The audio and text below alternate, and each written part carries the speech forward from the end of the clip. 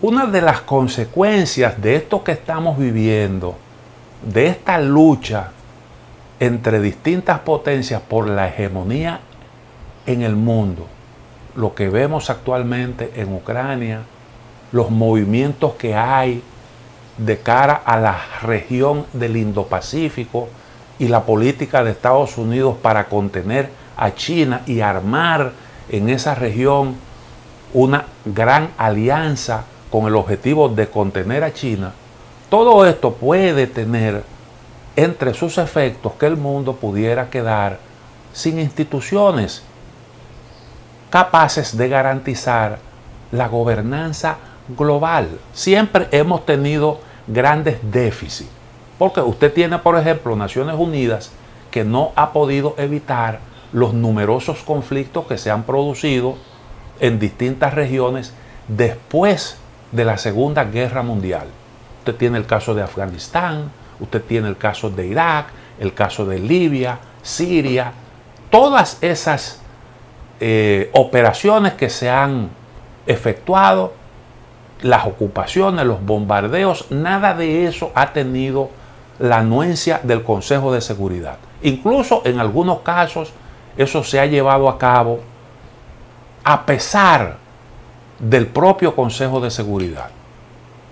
Ahora, cuando uno ve todas estas cosas y las discusiones que hay en lo que tiene que ver, en lo que respecta con las instituciones internacionales, uno tiene necesariamente que preguntarse hacia dónde es que nos dirigimos.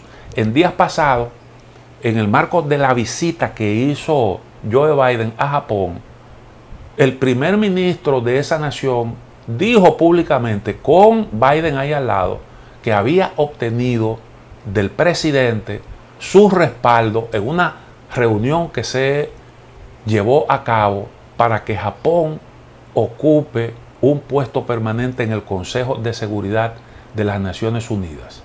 Parece entonces que hay algún proyecto para producir una reforma que desde hace mucho tiempo se ha venido reclamando, pero que las potencias, aquellas representadas ahí en el Consejo de Seguridad que tienen asiento permanente, siempre han recibido con mucha frialdad. Porque la verdad es que no es muy fácil usted lograr un mecanismo para asegurar la paz a nivel mundial.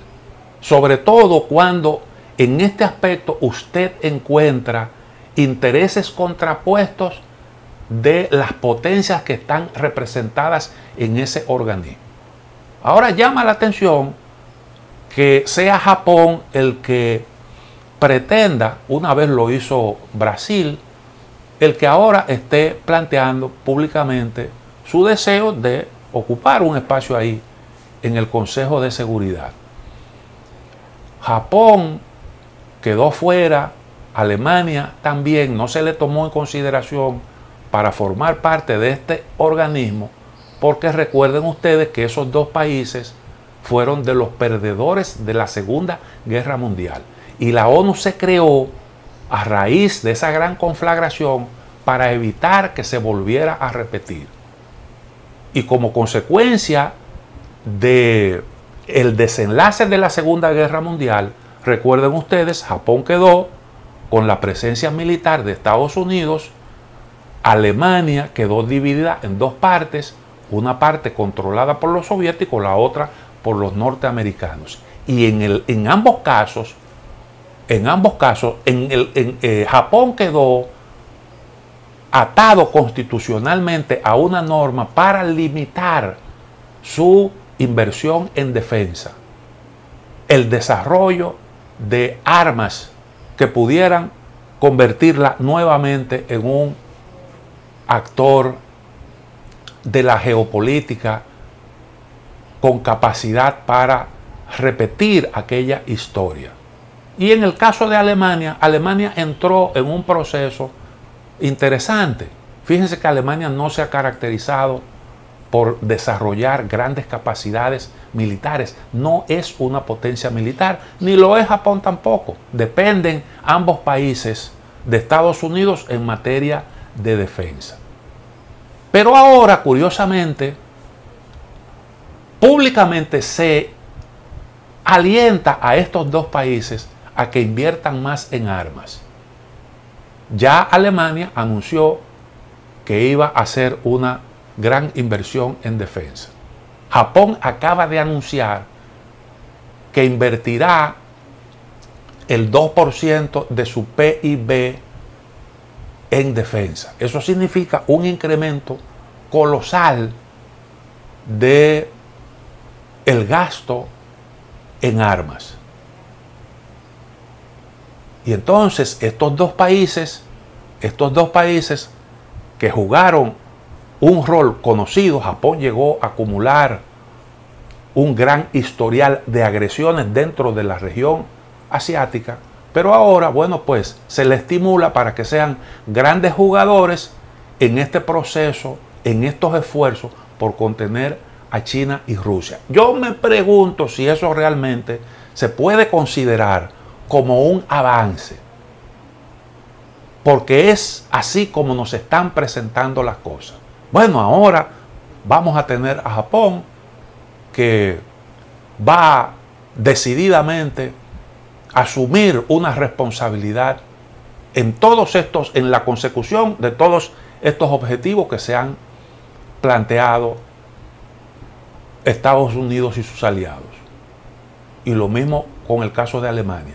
Y entonces ahora vimos también cómo dos países tradicionalmente neutrales acaban de renunciar a ese estatus para solicitar su incorporación a un pacto militar, a una alianza militar, lo cual obviamente hace más difícil el manejo del tema de la seguridad en Europa, porque cuando se dan esos pasos significa un incremento automático de las tensiones y mayor dificultad para usted plantearse el tema de la seguridad sin mayores tensiones,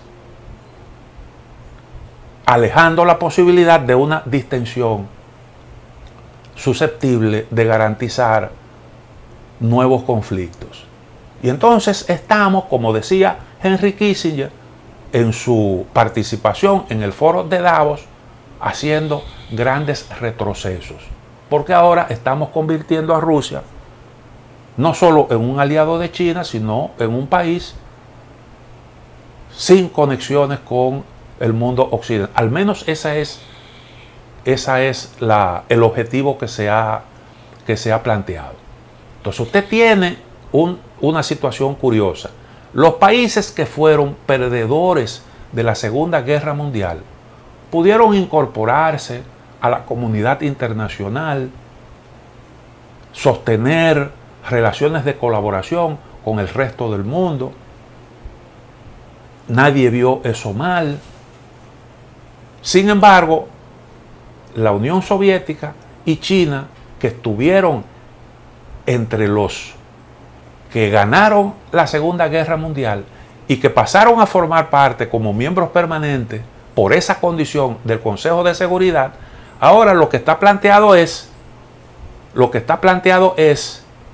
la posibilidad de que queden fuera. No se ha hablado específicamente de esto, pero cuando uno oye eso de que hay una intención de producir una reforma, yo supongo que no es una reforma que no esté dirigida a garantizar mayor capacidad de decisión en cualquier mecanismo del bloque occidental. Y entonces yo digo que esas dos naciones que fueron las que mayor aportes hicieron, que estuvieron entre las que mayor aporte hicieron en la derrota de los agresores, siempre recibieron después, inmediatamente después de la Segunda Guerra Mundial, un trato excluyente. Bueno, se levantó la cortina de hierro para aislar a la Unión Soviética. Lo mismo ocurrió con China, aunque después, en los años 70, se produjo un cambio de posición, un cambio de actitud con respecto a China. Y eso con un objetivo claramente político. Con el tiempo, esa nación se fue desarrollando y hoy China es lo que es. Ahora, ¿qué ocurre? Que inmediatamente después de que se produce el final de la Guerra Fría, esa fue otra gran conflagración, pongamos el término entre comillas, pero fue una guerra, aunque fría, con puntos calientes. Pero bueno, cuando sucumbió la Unión Soviética sin tirar un solo tiro, ni siquiera a ese país que se considera que era el más grande de los que integraron la Unión de Repúblicas, ni siquiera a ese país que es Rusia, se le dio el trato que sí se le dio a Alemania, que sí se le dio a Japón, que se le dio a aquellos que sucumbieron en la Segunda Guerra Mundial. En esta oportunidad tampoco se le dio el tratamiento que podía garantizar que efectivamente Rusia pudiera incorporarse ya como una nación de economía del mercado, pudiera incorporarse con pleno derecho y con un trato de igualdad a la comunidad internacional de forma plena. La política fue, que es lo que te quiero decir, la política fue siempre de contención, nunca dejó de ser una política de contención, aunque fue la propia Unión Soviética la que sucumbió, pero siempre fue una política de contención.